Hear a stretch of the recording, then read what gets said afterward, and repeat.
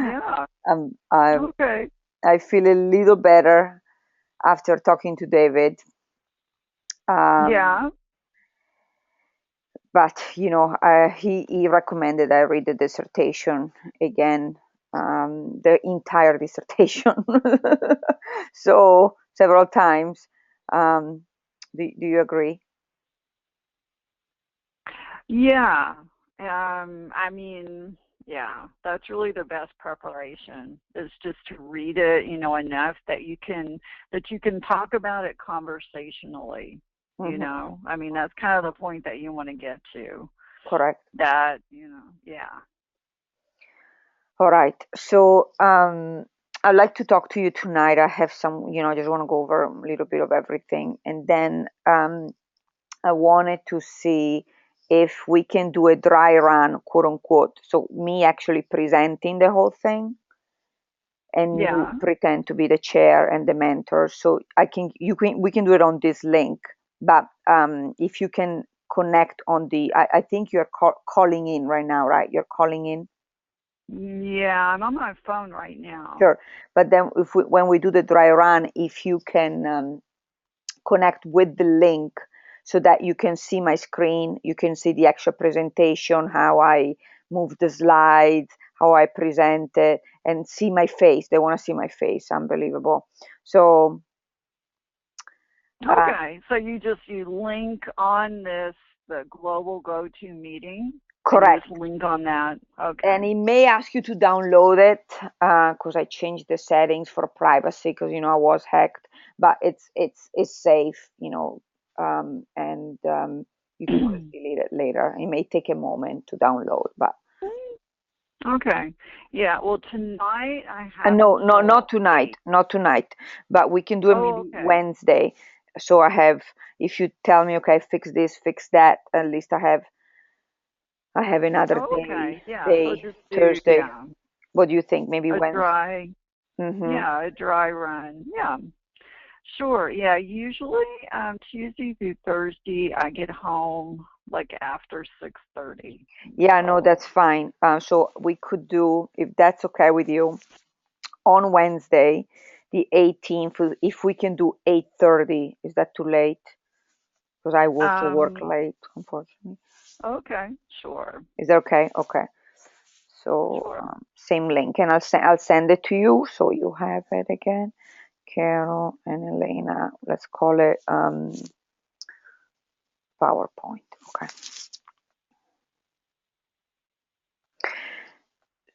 So and one second, I know one thing at a time. So all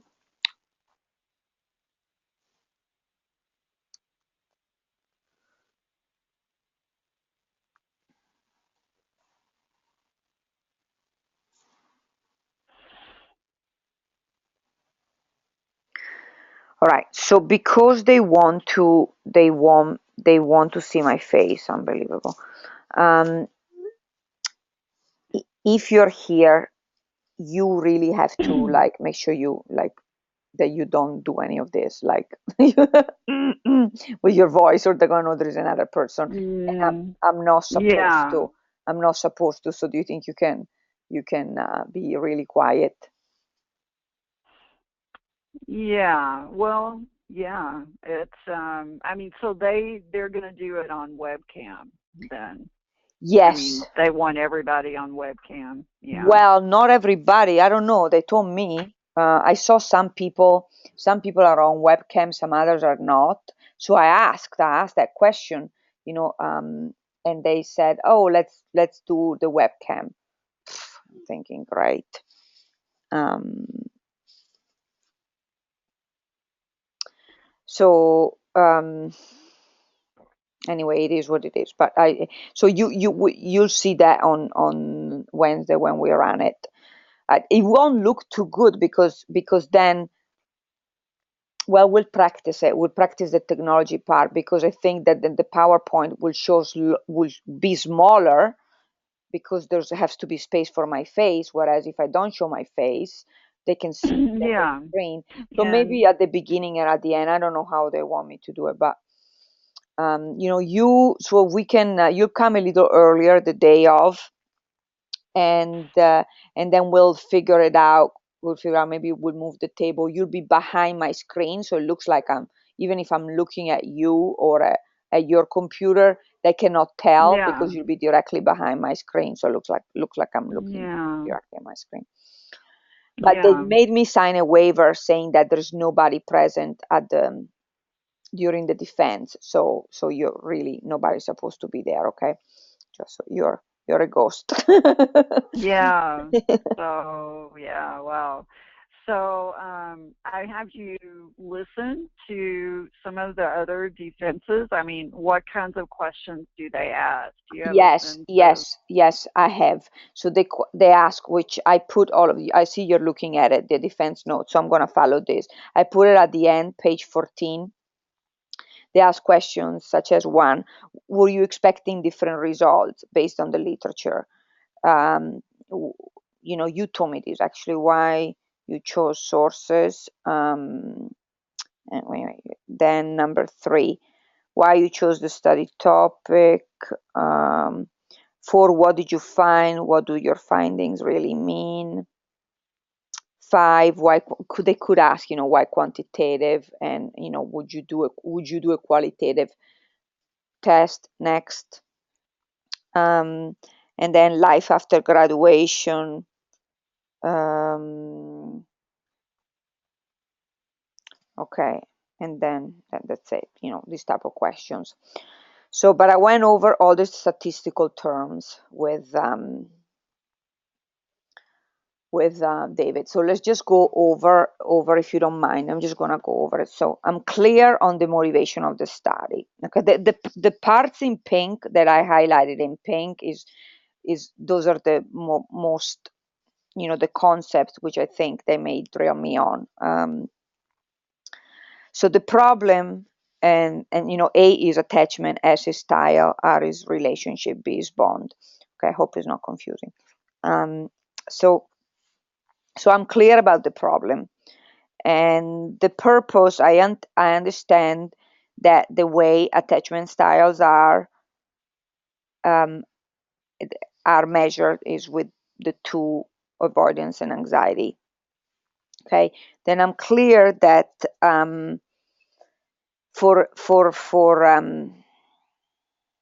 easier statistics, everybody does a convenient sample of pet owners, because they've asked questions such Mm-hmm. as, would you use subjects that are older than 18? Why did you choose 18? I don't know, that sounded like a trick question. Is because, that's pretty standard, right? And like in a convenient sample, everybody is between 18 and 80, right? Years old. Yeah. Well, under 18, then a lot of times you have to get permission of a guardian, or, I mean, if you're doing kids, Mhm. then you have to do something like that. Usually an IRB would make you do that. They would make you get the consent of whoever's guardian, and that's for anybody under 18, because they're considered minors. Mhm. So, Okay. Here, actually, I can do it because I'm using. Okay, never mind. You're not. I'm gonna just show my face I'm recording it just for me. So I want to see how it looks on the recording with both. Yeah, it doesn't know the screen and the face. Okay, so yeah, I figured that. So that now the 4 attachment styles. So there are those 4, and researchers have focused on attachment as dimensional. David told me it means one dimension at a time, and then it's Zilchamano, right? That goes with the 2-dimension, whatever she calls it, the 2-dimension mm, continuum. yeah, well, she developed the PAC, which was a dimensional measure of attachment, kind of Dim- following along, with the that PEC. idea of the dimensional attachment. She didn't originate it, but she developed that PAC. with that goal. So Which was dimensional. to develop a study which was dimensional. Hang on a second. So researchers, so when I say here researchers, in adult attachment, no, but she studied the human animal bond. So okay, but she also started with dimensional. Okay. One second.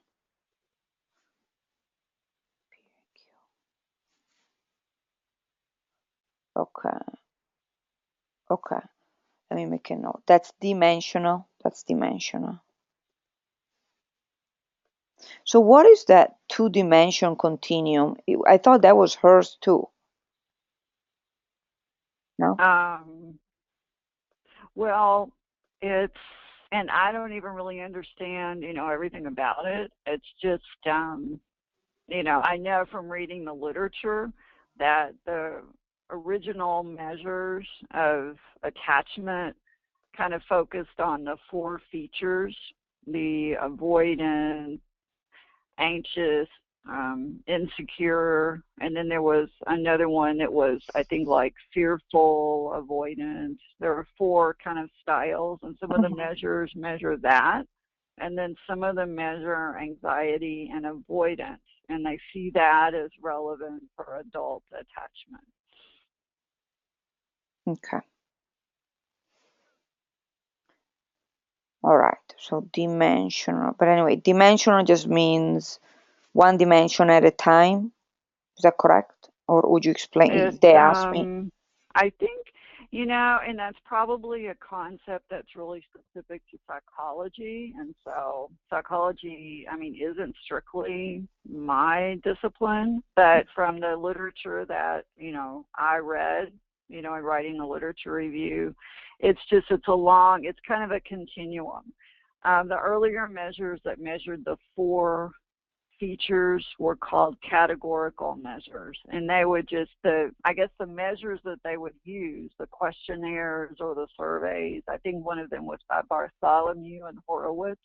That's a name that kind of appears fairly often in the literature review, but they developed a categorical measure of attachment, and it's just basically it categorizes people into one type of attachment style, and the continuum measures kind of along a continuum. It's like a degree of attachment rather than, assigning like subjects to a category of attachment. I think it's basically the way it works. Degree? Okay. It's like a degree along a continuum rather than just saying someone is anxious, someone is avoidant, someone is insecure. There's a range. So it's not a one dimension at a time, like he's saying. Because, see, the problem is he doesn't really understand the literature because he's not familiar with it.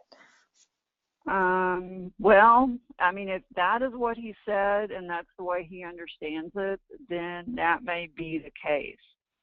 I don't know. He said one dimension at a time.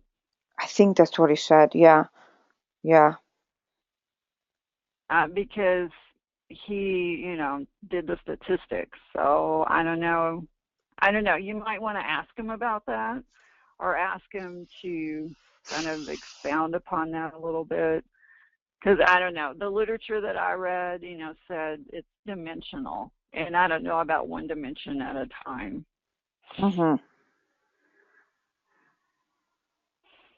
Okay.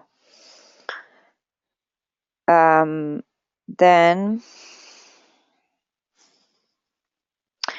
the attachment elements. So separation distress and proximity maintenance are caregiving behaviors. And safe haven, you say heaven or haven? Haven. Safe haven and secure base are attachment behaviors, not caregiving behaviors. Well, some of the literature kind of distinguishes between those differences in those four elements. And some of the literature says, like, separation, distress, and proximity maintenance are just being near an attachment figure, or kind of, I guess, engaging in like caregiving behavior. And then safe haven and secure base are categorized as like security attachment behaviors. And that, like, whenever in the literature, they discuss, like, Bowlby and Ainsworth, when they were looking at attachment with children, the safe haven and secure base are seen as essential for children, and looking at children and attachment, because they have to have, a safe haven. They have to consider their attachment figure as a source of safe haven. And the separation, distress, and proximity maintenance are caregiving behaviors. So, okay. And the safe haven and secure base are seen, I guess, as kind of more essential, or maybe not more essential to the attachment theory, but they're central in terms of a relationship being considered an attachment relationship. Okay. So can we say safe haven and secure base are categorized as attachment relationship behaviors? Yeah, or you could say something probably like, the literature distinguishes separation, distress, and proximity maintenance as distinguished, as characterized by caregiving behaviors. I mean, you might just make that clear. I mean, if you get asked, or I don't know if you want to necessarily put that into your narrative unless someone asks you. But the literature distinguishes between, and later researchers in attachment theory distinguish between those two behaviors as caregiving, whereas safe haven and secure base are more attachment, centrally connected to attachment and considering a figure, an attachment figure in a relationship. Okay. So attachment styles are enacted from internal working models. Those are just what could be a synonym of internal working models? And that's those are just really like the elements and the style. Those were ways to, like, talk about the aspects of attachment, and this is the way they talk about them in the literature. The attachment style is the anxious, avoidant, I think, let's see, what are they? Secure, insecure. Yes, no, I know. Anxious, But insecure, avoidant.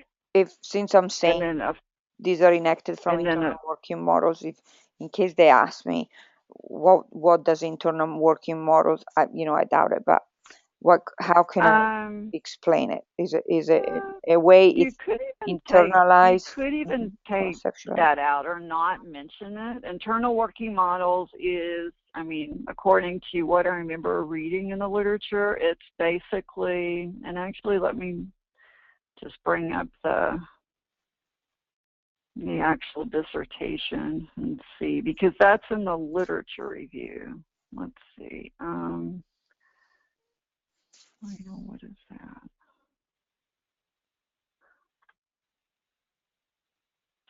Let's see. Let me see if I can find it.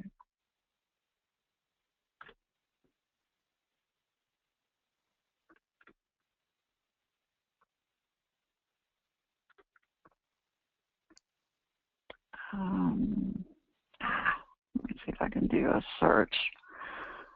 Let's see. Yeah. Well, like, for example, this is on, let's see, what page is this on? It's on, let's see, well, actually, page 8, under purpose of the study in the dissertation. Internal working models are composed of and internalized as mental representations of others and oneself. So it's like models that people build, of themselves and then of, other people Mental and how models. those They're people are mental going to models. react. The what? Mental models. They're mental models. Internal working models. I don't know if they would Psychological. be They must be psychological. Yeah. I Internal. don't know if they would be, I never saw them referred to as mental models, but more just, well, that's what they call them, internal working models. And I mean, if, in the theories by Bowlby and, that's what he calls them. So Okay. that's probably, if they're familiar with attachment theory, any of the committee, then, they would probably be familiar with that term. Okay.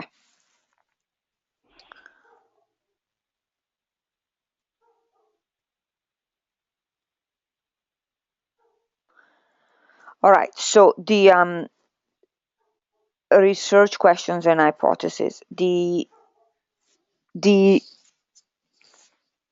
stress is the dependent variable, right? Yeah. And the other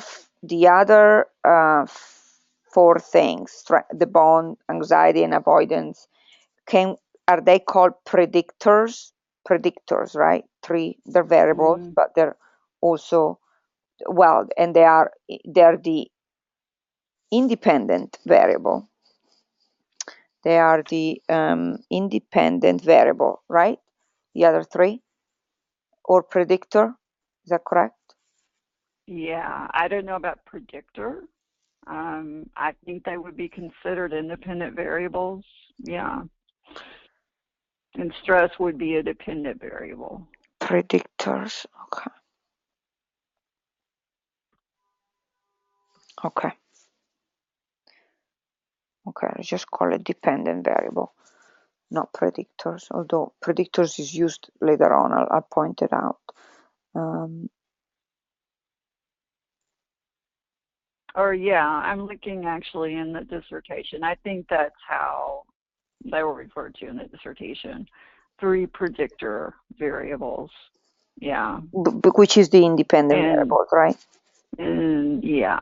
And then the dependent variable would be stress.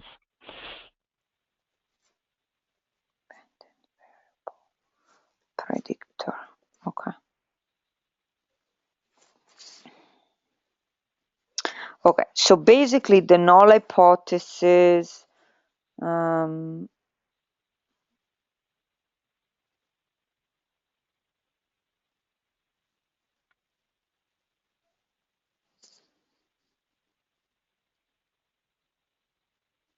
yeah, okay.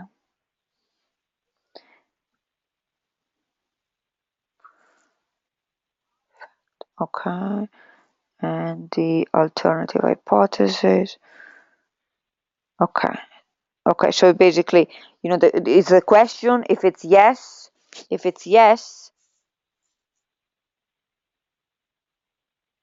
the answer is yes, is the alternative hypothesis. If the answer is no, is the null hypothesis. Is that correct? I think so. Or is that kind of how David explained it? Well, that's the way I understand it. Yeah, Right. okay. Yeah. I think, well, the null hypothesis, there's, yeah, essentially, yeah, I would say no, or then yes for an alternative hypothesis. Yeah. Correct. And null. Yes, there is null a difference. also Yeah. means no, right? Means nothing, I think, in Latin. So okay.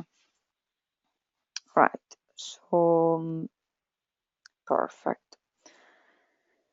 All right, then. Okay, so do you see under literature 3 areas? First area, adult attachment examined through a dimensional measurement with anxiety and avoidance on a 2-dimensional. That's why I understood it's 1 dimension, because anxiety and avoidance are 2. Anxiety 1, avoidance 2, 2-dimensional continuum, and continuum just means scale. Well, he. like a scale. And I think probably that's like if you had to explain that, what I said earlier, I think would be the way to explain that. I don't know if David would have any more input on that, but the categorical measures, the types of questions they would ask, the instrument they would use would assign people to a categorical, like attachment, category or element, like they were either secure, insecure, and then the dimensional measures are along a continuum. And, they can measure degrees of anxiety. Someone may have degrees of anxiety and a degree of avoidance, they'll end up somewhere along that continuum. And I guess the reason for having a measure like that is that it's more sensitive. It can pick up more variation. Yeah. Okay.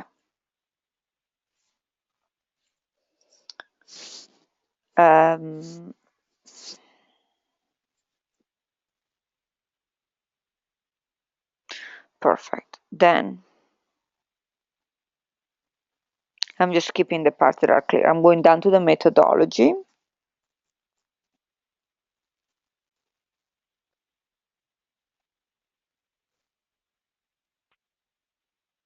Yeah. So let's see, methodology, chapter 3. So quantitative, I understand what that means. Correlative, I understand what that means. And cross-sectional, it just means collecting data at a specific, just once at a specific time. Yeah. Okay. And priori, is that how you say it? Yeah, priori power analysis means that I don't know how many people I need and to determine how many people I need to have acceptable power. For higher power, I need higher respondents. So prior power analysis is basically the analysis I need to determine how many subjects. Correct? Yeah. Yeah. 4, multiple linear regression analysis. Multiple means that there are more than one variable, and three predictors is the number of independent variables. Okay. Then effect size. It says that basically I found a minimum sample of 76, although we use 300, right, to be safe, 300. When using an effect size of 0.15. So 0.15 means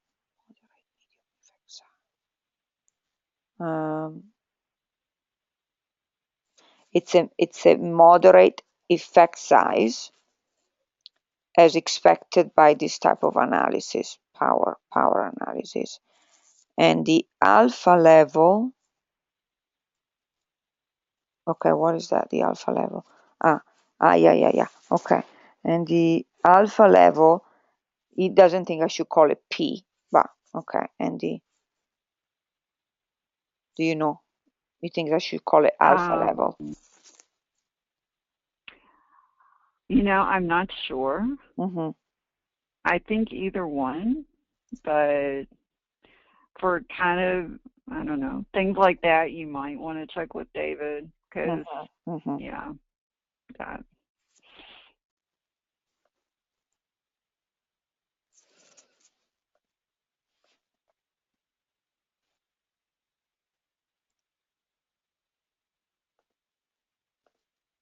Yeah, I'm just gonna call it. You wanna say that? That's what he said. Okay. Which is 0.5. He says is the standard in statistical significance. Then, so I noticed that the defendants, instead of saying this was found, they were using the the present tense. So I found. So I changed it all Oh, also to sound more okay. Yeah. personal. I recruited, blah blah blah. Um, then the data analysis. So what the regression does is it tests for hypotheses. It test, ah, test, test. Okay, test the null hypothesis. The regression, the the the regression apparently tests the null hypothesis. Makes sense? Yeah. So that if I say something that doesn't sound right or you don't know, just let me know. I know that test. I'm like thinking out loud here. Tests. The regression tests I conducted. So here I should say I conducted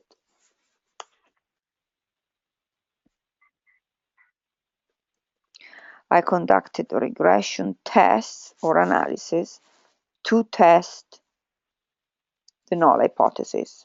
To test null hypothesis. Okay.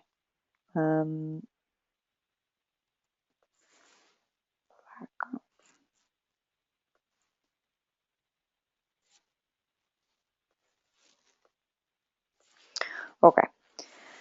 I conducted a hierarchical multiple regression, which is, he says it just means many sets of analysis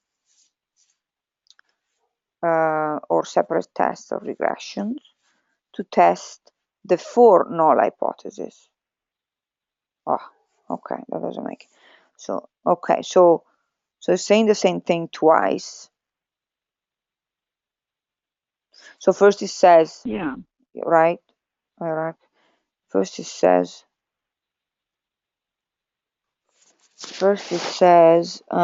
so that's all I conducted, hierarchical multiple regressions to test for.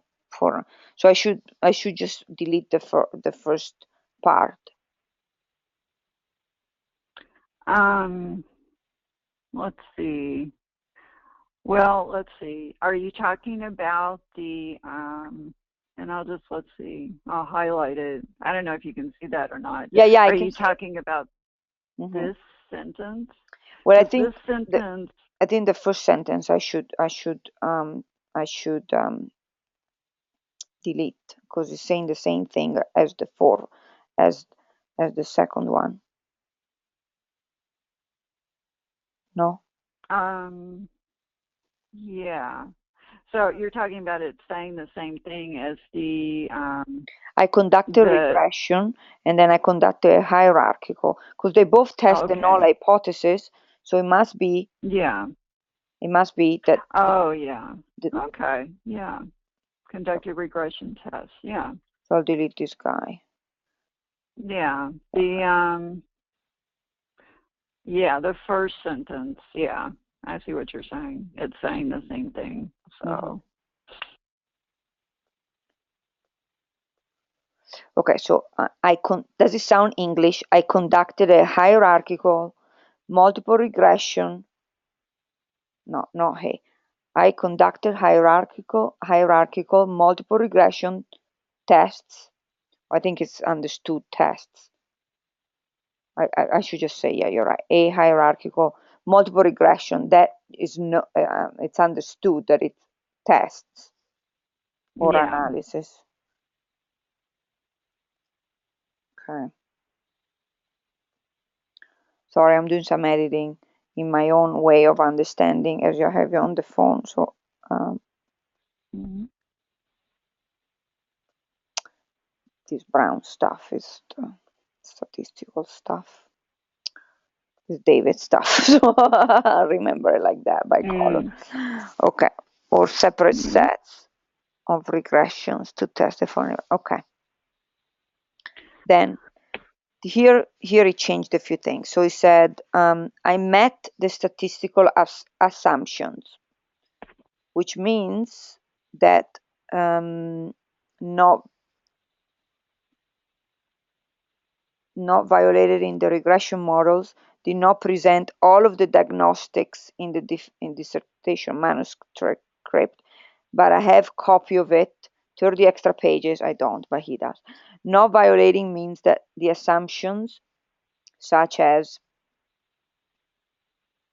multicollinearity, which is, oh my God, okay, which is that correlation, was upheld. Okay. And he doesn't think I should mention all of these, like the stuff that I put in gray, through diagnostics of linear regression, normal distribution, because then he doesn't think they need to know all of that. So okay, yeah. Okay. So I'm just gonna say the black stuff. If they ask for more, I'll say the dark red. If they ask for more, I'll say the pink. If they ask for more, I'll say the gray. But I'm going in levels. Hopefully they won't drill me. But just in case they drill me, I have the answer. So Yeah. Yeah, and it looks like, yeah, I mean, I think he's giving you enough information, definitely, that, you can summarize it or talk about it, so. correct. Then the Cronbach's alpha is basically a measure of internal consistency, reliability, and of the scales, all items of the scales are related to one another to an acceptable degree, which I want in a scale, or that would just be items, okay, in case they ask me what that is. And Yeah. above 0.70 is, the minimum level of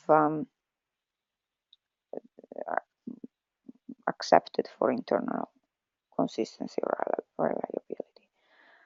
All right, so okay, so let's get to the findings, because here they can drill me to really make sure I understood.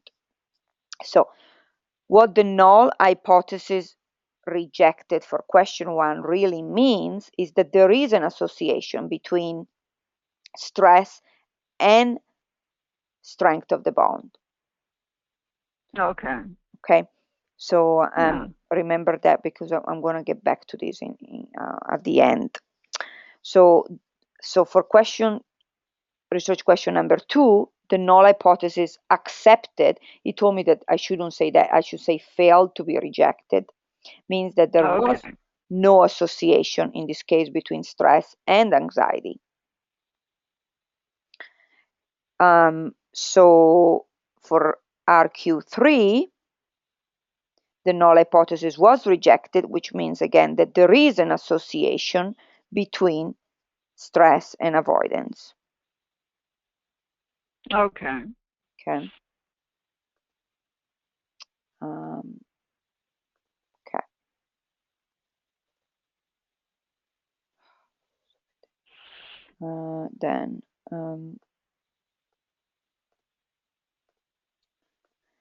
Then 4, null hypothesis rejected, which means that there is a moderation. In this case, attachment style moderates the relationship between the bond and stress. Yes. Which is the same as saying I found significant effects for strength of the bond and on stress. Okay, so if they ask me what does that really mean, here result, the relationship between bond and stress depends.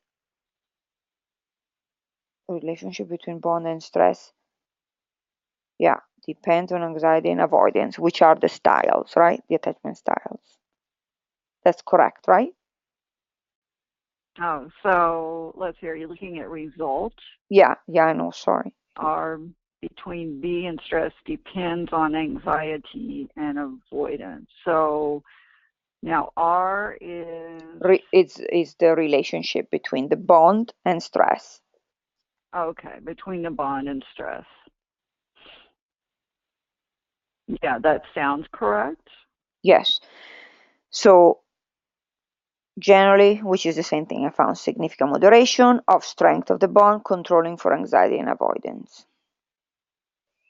Okay, so basically, out of 4 hypotheses, 3 were accepted, or let me see. Yeah, 4 hypotheses were accepted, or same thing. 3 null hypotheses rejected, right? Same thing. Rejected. Yeah.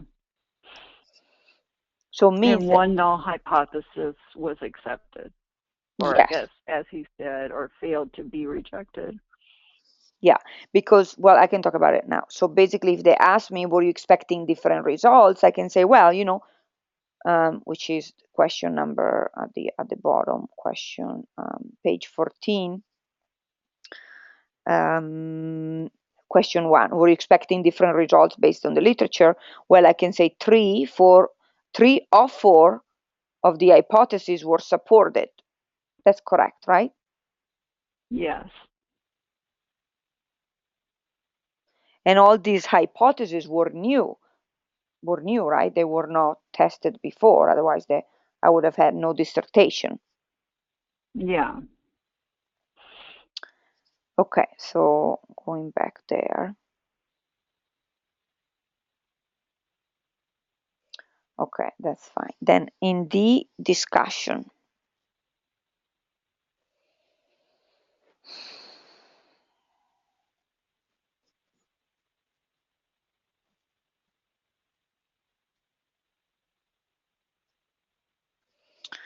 I found an effect from the strength of the bond into the first controlling for anxiety and avoidance, the second including anxiety and avoidance.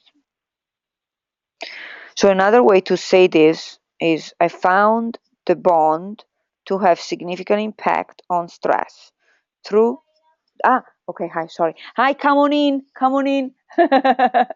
Here's Angel on my bed. This is Angel's nurse. I'm preparing for my big defense. Oh. 1 more week. By this time, when you see me next time, I should be a doctor. By next week. Thank you. So just quickly, sorry, Carol, 1 second. On Thanksgiving, you guys are closed, right? So that morning, can you come and I'll give you an extra $30? Yeah. Yeah. And then, yeah. You said you were going somewhere for Thanksgiving dinner. I come earlier. Actually, I'm not. So you can come whenever you want. I'm gonna be against the currents like salmon and do my Thanksgiving dinner the day after. Don't have to deal with traffic and none of that. Yeah.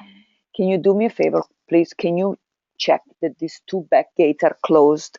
This guy been leaving it open. Okay. And then you can just leave her there so she can walk back. So there's a back gate over on this side? Yeah, there are 3 gates. The front where you come in from and these 2 back ones. Okay. Thank you. I'll see you tomorrow. Have a good night. Okay, so Angel has to have a nurse twice a day now. In her senior years. Okay, so the discussion. So question 1. So this is in other words is saying what we just said for the findings, right? Yeah. So, but let's go over it so I get it in my head. I found an effect from the strength of the bond.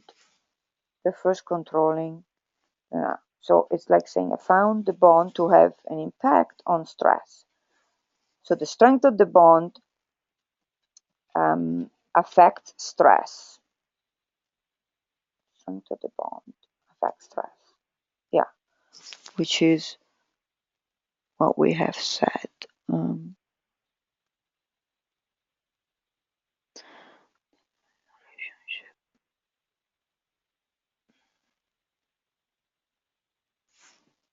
Well, actually, we are okay. Yes, through the 2 regression models, which are anxiety and avoidance, right? Yeah. Okay. So basically, let me just go back. Question 1. Question 1 says, is stress associated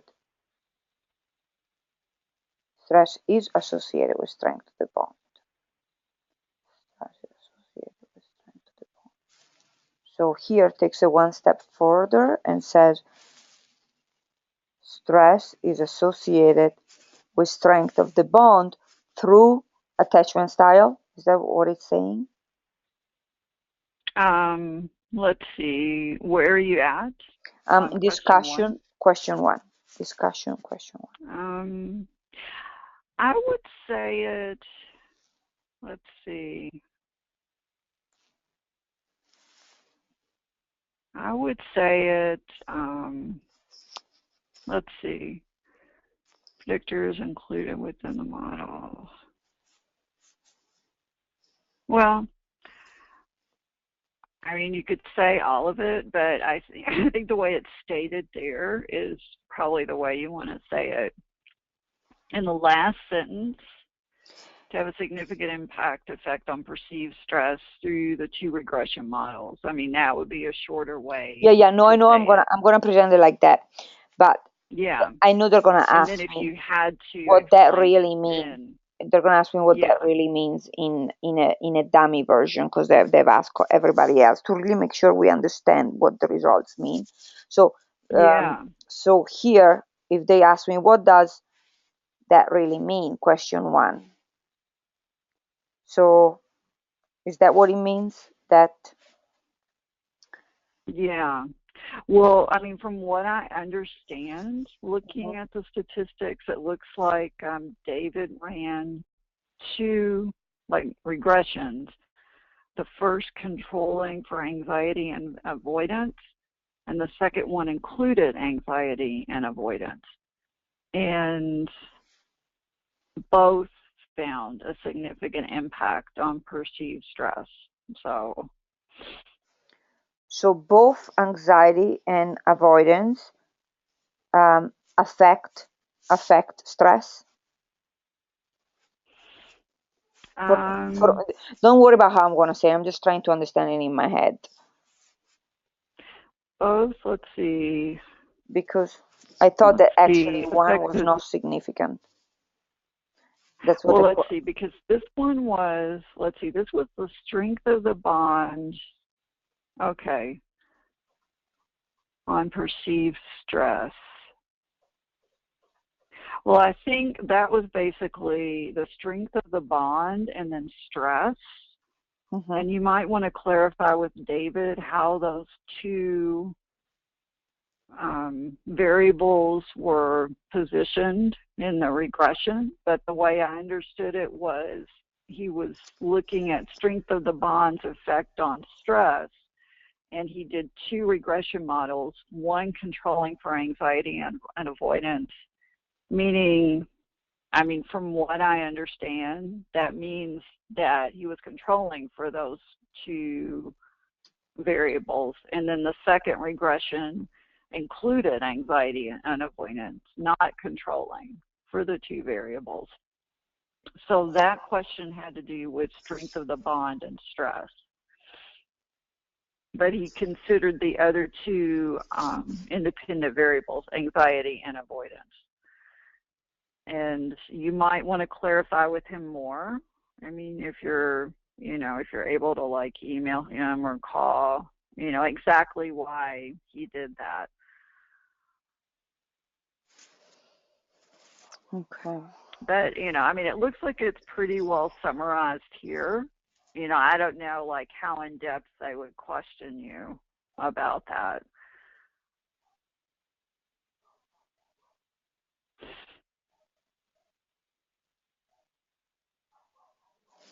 Okay, so I found the bond to have significant effect on stress. I know it's perceived stress. I found the bond to have significant. Found the bond to be significant on stress. Through the two regression models. The two regression models. Okay. But how can? But this is completely different than the null hypothesis for question 1, which says is pet owners is stress associated with the bond?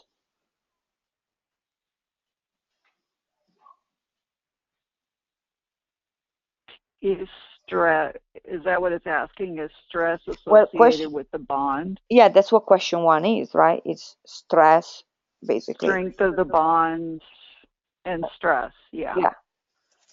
So why is here now?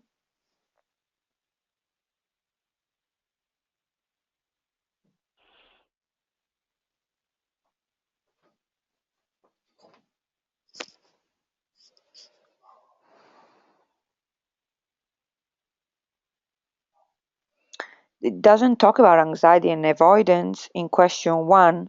So why in the discussion do I talk about that? Am I missing something?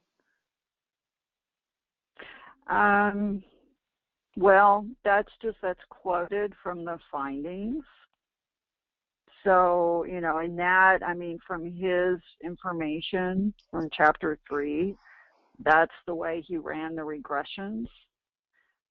So I guess it kind of depends on how you want to say it, but that's, yeah, that's basically summarized from his findings. So. Okay. All right. The second one. Posited. What's a synonym of posited? Posited. That's well, I think it means, again, it's just kind of summarized from his findings. The second hypothesis, posited, I think questioned or proposed, essentially. I think it means proposed.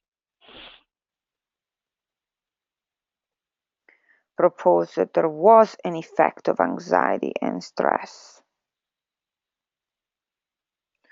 when controlling for strength of the bond and avoidance. Oh my God, it's even more complicated.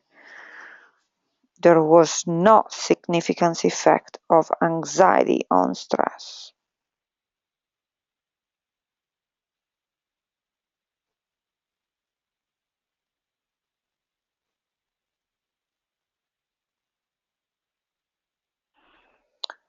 Yeah, it's confusing because the second question did not even talk about avoidance. It was just stress and anxiety.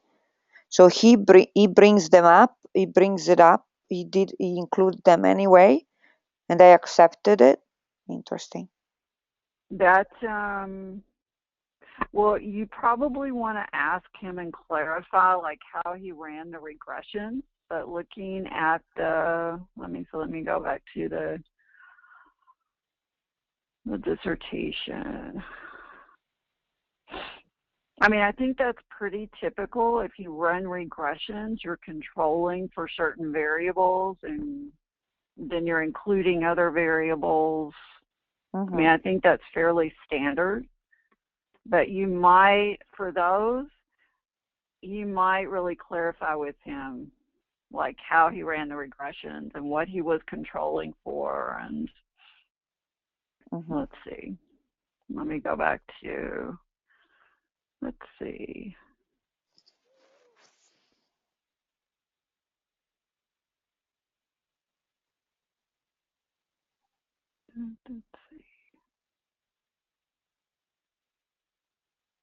Yeah, I mean, like I'm looking back at the findings and he talks about that there.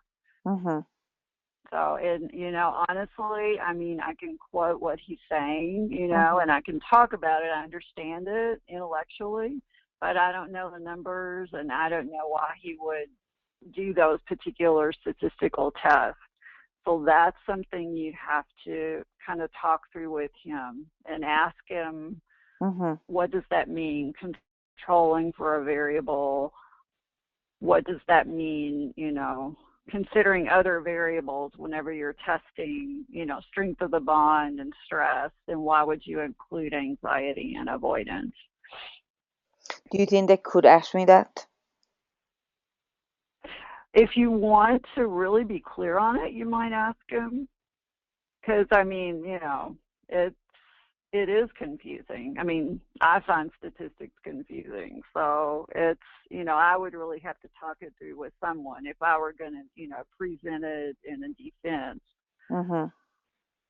So, yeah, I mean, you may want to go back to him and just talk through those four, the four research questions, Mm-hmm. and just ask him, specifically about the regressions and why he would include a variable or why he would control for a variable, and get him to clarify that, which I'm sure he can Yeah. pretty easily. Yeah, it's so funny, this whole dissertation process. I never told them that I had an editor. And I never told them I had a statistician, but the chair, you probably saw it in the comments. They want you to use an editor. I mean, you were more than an editor, obviously, and a statistician. They would say, ask your statistician this. So funny. So they better not expect in the defense, like to come up with some major statistics revelations when they know nobody does their own statistics, and they even tell you. They even gave me a list of what statistician to use. Yeah. Well, yeah. I mean, in terms of, like running the numbers, I mean, as you can see in the dissertation, it's numbers, and it's math. I mean, and he's generated these tables and, I mean, Mm-hmm. especially in the social sciences, I don't think they expect everyone to have a whole lot of knowledge. I mean, but if you know the basics, if you can understand it, Mm-hmm. then I think that's what they would look for. Yeah. And so, yeah, I would recommend that, because the idea of why you would control for a variable if you're running a regression, Mm-hmm. that might be something that would come up, or that would be something that you may just want to go into it, kind of having, at least a general idea of what that means. Mm-hmm.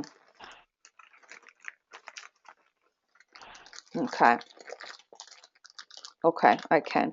And by the way, he did say that normally a dissertation, like finishing a PhD, take 5 years. Took me 6, although Yeah. I did take 6 months off, 7 months off. But Oh yeah, I mean, it does. I mean, it does for a lot of people. So yeah. he did say he finished his in 2009, and it took him. He must be pretty young, and it took him only 3 years.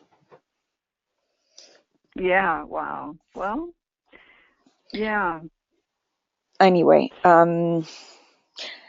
so I do think though, an NCU, they tend to stretch it so they can make more money from the student. I mean, in retrospect, they stretched it a little bit, right? A little bit. Like sometimes they'll send it back for some bullshit stuff instead of correcting it. They should have Yeah. done the corrections, and then it was just like minimum corrections. Yeah. Yeah. They should have. Yeah. Well, I think, with your corrections, the one who was the real stickler was the methodologist, and he was the one who tended to send back, it seemed like, the most comments, or, Mm-hmm.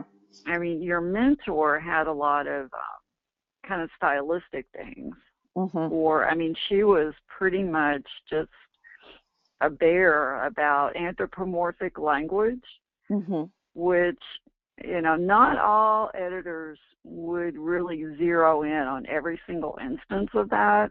Mm-hmm. I mean, because actually, if you look at examples of dissertations in the North Central, the database, if you look up, dissertations from there, Mm-hmm. you'll find that language.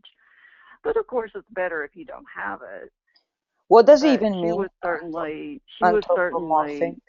Give me an example of yeah. what she didn't want and what you. Give me an example. Yeah. Oh, the anthropomorphic, like assigning something that's an inanimate. I think you may remember the comments that she kept returning back. She kept Yeah, saying yeah, no, I remember, anthropomorphic but I never language. really understood what that meant. Give me an example of a phrase Um, that you can. it's just assigning like animate characteristics to something that's inanimate, like a study. Like if you Oh, state something like studies have shown that blah blah blah. And you find wording like that fairly often in academic literature. and that's But anthropomorphic in her opinion. Studies have shown. um, well, yeah, because it's something shown or studies show. If you say something Ah, like that, because a to study. be Yeah. really, really specific, like a study can't show Mhm. something. But she was, and there were even a couple of instances, I think, where she identified anthropomorphic language and it wasn't there. I think I commented, Mhm. to that effect, but she was very much, kind of after, I guess, the language or wording. But your methodologist, I think, is the one who's, it seems to be, kind of the most picky. And what was And I he mean, I'm kind of picking on? assuming he may be the one that you run into questions Right. with.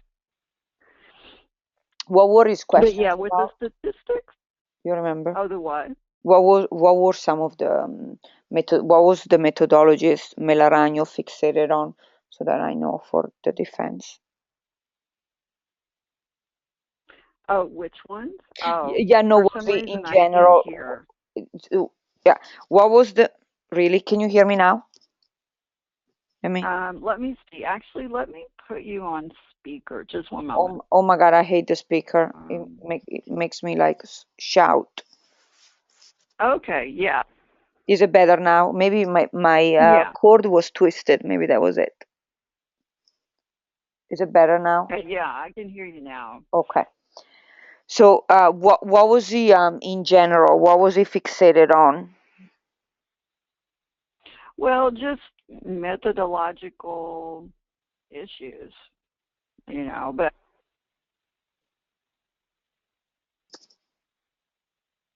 Now I cannot hear you. Hello, hello. yeah. Oh, there you are. Okay. Like what? Um, well, let me see. Yeah, I'm losing you. Hello, hello. Maybe you're getting a call. hello? There you are. Okay. Sometimes it just um goes out. Maybe you were getting a call. Let's see. What were some of his literature review?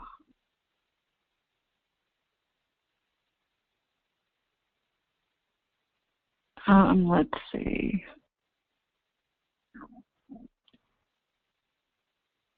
Oh, let's see.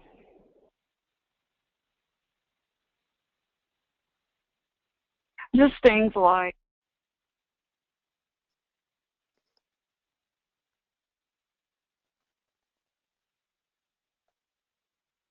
um,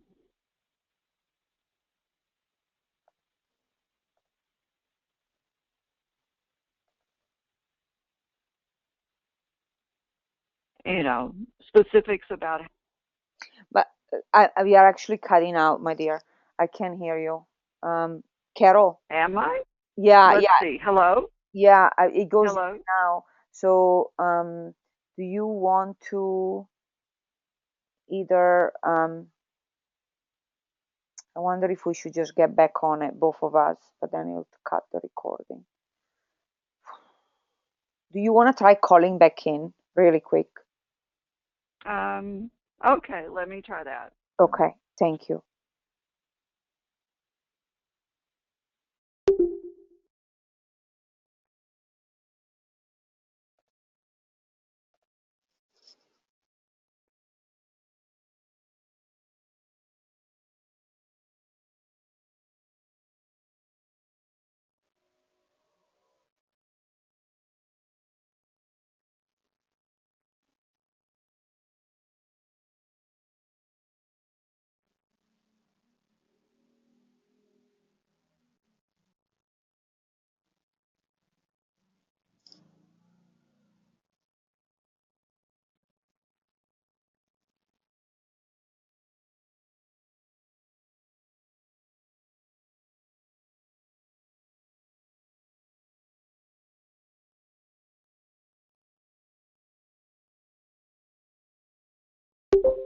Hello, there you are.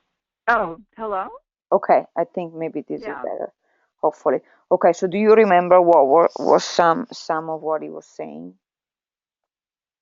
Well, just Fixated. basically, specifics about how to talk about your null hypothesis, the organization of your chapter 3 and chapter 4, recommendations. I mean, he probably had the most comments towards the end, but I mean, I'm assuming that you addressed those because to their satisfaction, because your mentor, okayed your draft. So. Correct. Yeah. All right. Good. So basically, if you look at the discussion and the findings, is the same thing. Like 3 things were Yeah. accepted and 1 was not. Basically, Yeah. again, 3 out of 4 hypotheses. So that's with that. So David says that he doesn't know where to put a graph. He doesn't think a graph is and he didn't even return me the money, but fine. He doesn't think, he changed a couple of things in my PowerPoint, just a couple of things, and but no graph, He doesn't think it's necessary. He doesn't even know what to put in a graph. Would you agree? Yeah. I mean, I would agree, if that's what he thinks. I mean, I can't think of anything, in terms of a graph. And if he couldn't, then I would say, yeah. Okay. So no graph. All right. And let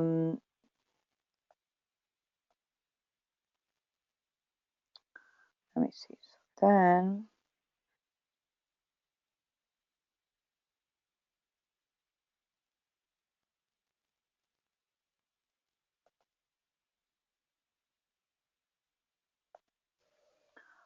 next part.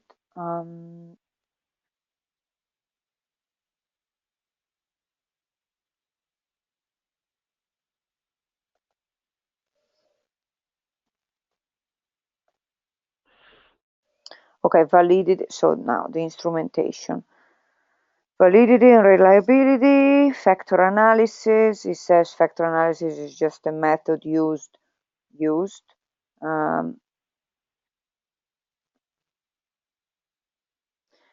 It's basically you start with large sets of items and you reduce it to a smaller number of factors through factor analysis. Does it make sense? Yeah. Okay.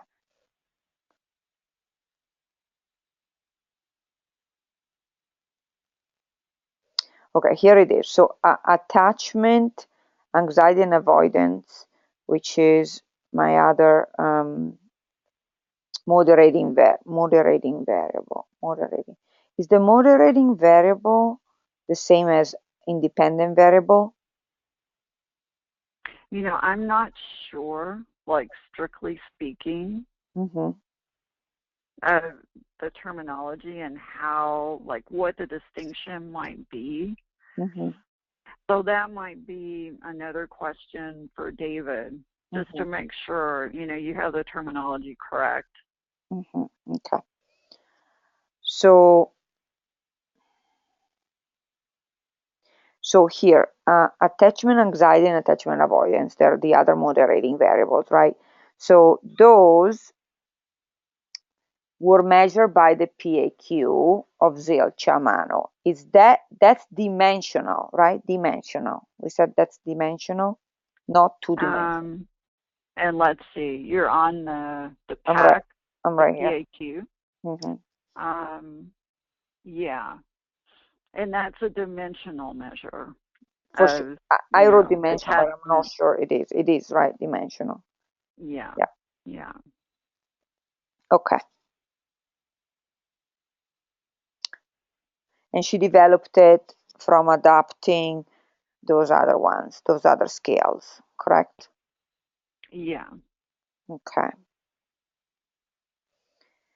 Then she did a test retest uh, reliability,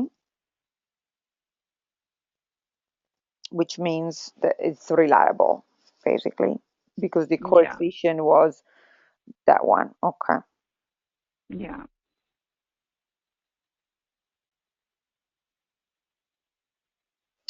Okay, in the conclusions,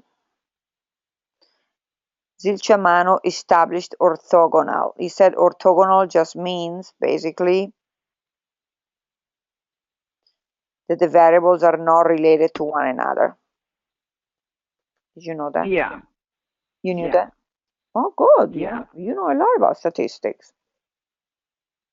Yeah, well, I know from the literature and from that particular, because those studies, are the ones that are probably the closest to yours, the Zilchamano. Mm-hmm. Yeah, where he developed and then used the pack. So, yeah. Okay.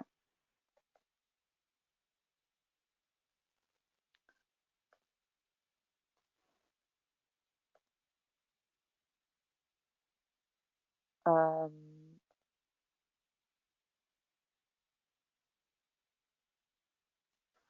okay. Let me make it.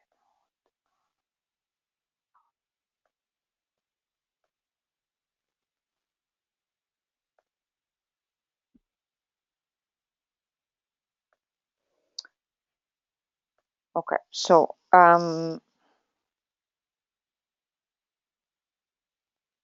practical implications and limitations. Okay, I get that. I get that. Okay, let's go to the possible questions they may ask me. Q&A on the bottom. Let's review those. And that's, let's see, page 14. Correct. Yeah. Yeah, you're right there. Mm-hmm. Okay. Were you expecting different results based on the literature? Well, and this could be trick questions. I can just stick to the same, I can reiterate what I just said, because that's what he was doing Yeah. too. He just reiterates what's being said and he finds the same thing. He doesn't try to change the wording. But 3 of 4 hypotheses were supported. So what I found was supportive of the literature. The hypotheses were new. Why did you choose the sources? So from the concept paper. So you said the PAQ came from Zilchamano's 2 studies. She found that stress reduction equals to, oh, that's something else. She found results of the studies.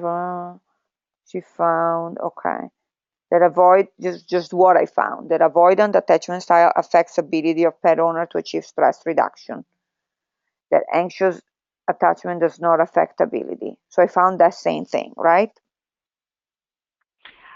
A similar finding. Mm-hmm. And did David have anything to say about that, or did he have any Not much. To be honest, he doesn't any? really understand the literature. It's not very. Okay, yeah, okay, yeah. I mean, similar findings Okay. Just say similar. with with with your study showing no significance with, well, let's see, how would you say this? Yeah, I would just stick to this, like the way it's stated, Mm-hmm. like the way you have it here. Anxious. Everything was significant except for anxious attachment was not significant. Yeah.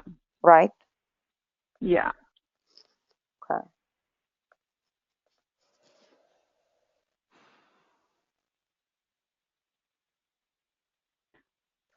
Then my study also found. Okay. The OPRQ came from Chur Hansen. Um,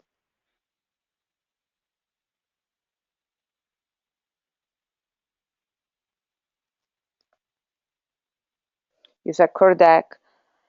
The three studies. Kurdic. Kurdek. I assume Kurdic. Kurdek. Yeah. Okay. Kurdek. The three studies. If human-animal attachment is similar to human-human attachment, and it is.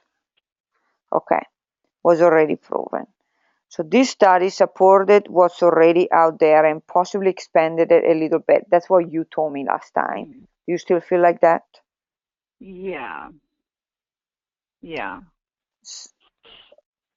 Okay, so not much new. My study found.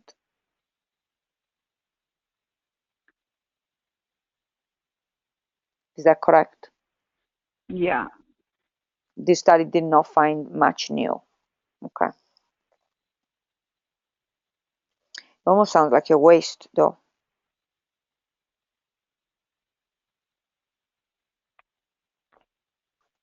I hope they don't say that.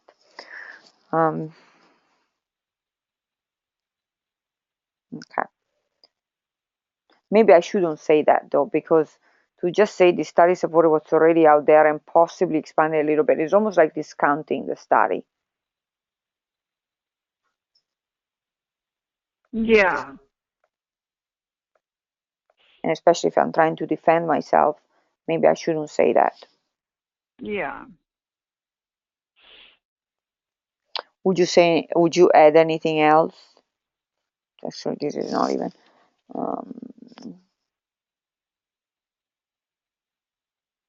This question actually is different. Oh, here, let me just put that here. Would you say anything else about the findings? No. I would be just as conservative as you can be, and just restate as much as you can, the things that you've already said, basically. You don't want to say anything like really different, after you've done the PowerPoint. And then, if you do that, then you're opening up kind of new avenues of discussion. Correct, kind of warm. And, then they might start questioning you about that. So it's better to just stick with, basically just kind of recap what you've already presented. Do you think they even understand my study? They probably do, though. But they may have forgotten, because every day sounds like they're doing defense. I don't think they remember the specifics of people's studies, because they have so many students. Like me, I have so many clients. I remember exactly.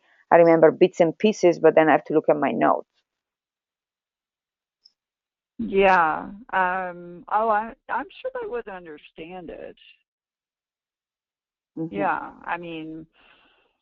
I'm sure that they would understand it. They may not be, I guess it just kind of depends on how familiar they are with some of the theories, like especially attachment theory, or,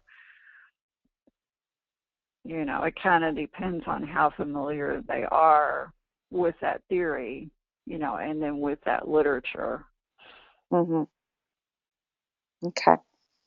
As far as, the specifics about like the measures that you used, and, if they have any familiarity with that material. Because it seemed like the mentor that you had, the first one that you had, was familiar with attachment theory. It seems like I remember that she was. And this one isn't? And I'm not really sure. I don't think she's ever specifically mentioned or. Okay. So why did you choose this topic? I shouldn't say anything about I'm passionate about animals. I'll just say I'll go back to chapter 1, that it has not been studied, right? Yeah. Blah, blah, blah, blah, blah. And then what did you find? What do your findings really mean again? So how about this? Stress is associated with the bond. Stress is associated with the bond. Secure attachment, low stress. Which means if you have a secure attachment, you have low stress. Is that true? Yeah. It's true, right? If you have I said that, but I think it's true. If you have secure Yeah. attachment, you have low stress. Then the Yeah. stress is not associated with anxiety. That was question 2, research question number 2. Is that correct? Or you may want to flip that and say anxiety is not associated with stress, since Okay. stress was a dependent variable and anxiety was the independent variable. Good calling, good calling, good calling. Okay. So same thing with the before. The bond is Yeah, I would, associated with yeah. stress. And those, yeah, I would just flip, I think, like where you have stress in the beginning for all those statements. Okay. Avoidance. Okay. Is this correct? If it's not correct or you don't know, we can go back and look. Is associated with stress? Is associated with Yeah. stress? Okay. So Yeah. that's why if you have high avoidance, you have high stress. If you have low avoidance, you have low stress, right? That's the correlation. Yeah. Yeah. Okay. Then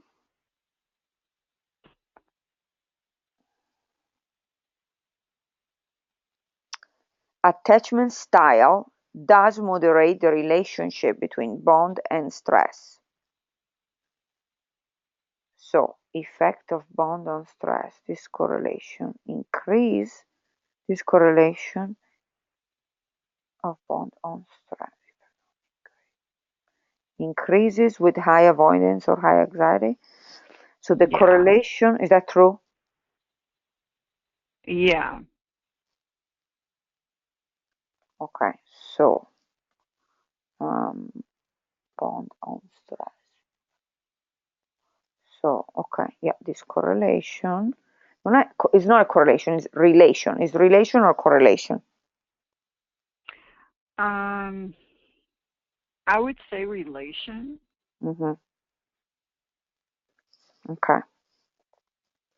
That's really in a nutshell what the results, right? If I say this, I sound like I understand what I'm talking about. Yeah.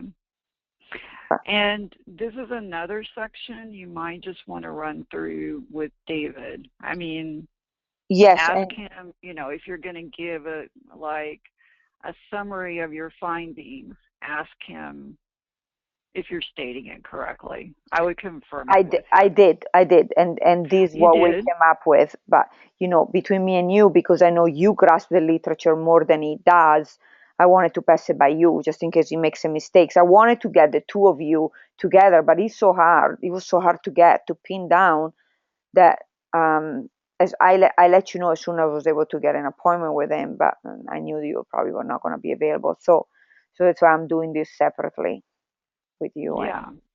Okay. But so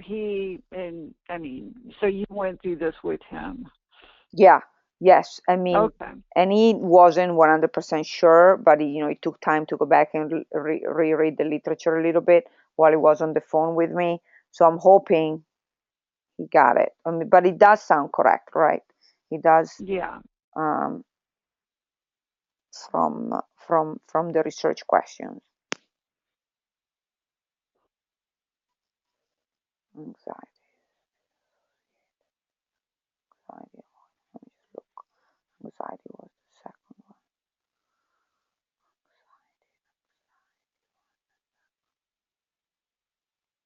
Avoidance. There is an association, yeah. There is not an association with anxiety. Yeah, that's correct.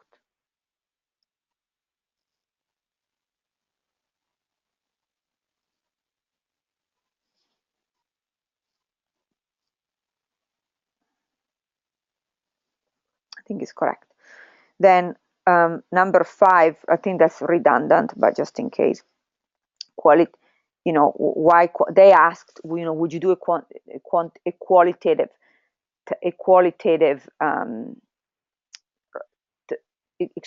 study after this? He says that that's a stupid question, but if they ask you, the qualitative doesn't really test the hypothesis, and